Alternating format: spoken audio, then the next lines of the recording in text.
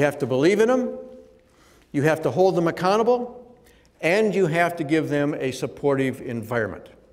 Those are the headlines. Believe in them, hold them accountable, and give them a supportive environment. You do those three things.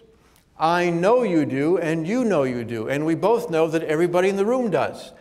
But unless you're just a whole lot different than everybody else in a leadership position that we've studied, you're out of balance.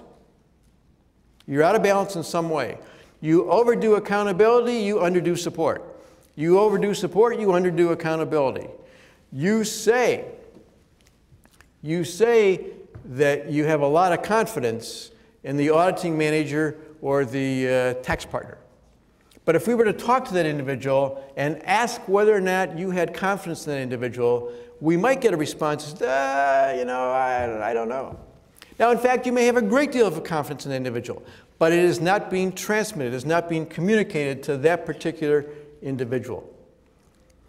So what you need to do is get everything in balance. Now, guess what happens when the world goes upside down?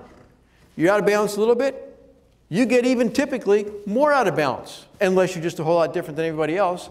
Times get a little tough, we ratchet up the accountability, really busy, and we drop even more in our support. And then we can't figure out, we wonder, why isn't that person performing?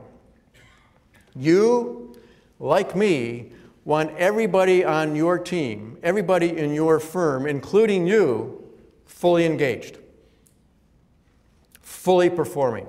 And if you want them to be fully engaged, you have to be fully engaged. You cannot be out of balance, and you cannot hold back. You have to go full throttle on all three factors. And since our studies show that you're probably out of balance right now, at least a little bit, that means that if you want them to change, you first have to change your own behavior. Now, I am not suggesting, of course, that you need to change. I am, however, suggesting the person sitting next to you may need to change their behavior. She changed her behavior. That produced a change in the overall sales results that was higher than grouping the high with the high. You set the tone. You lead the way.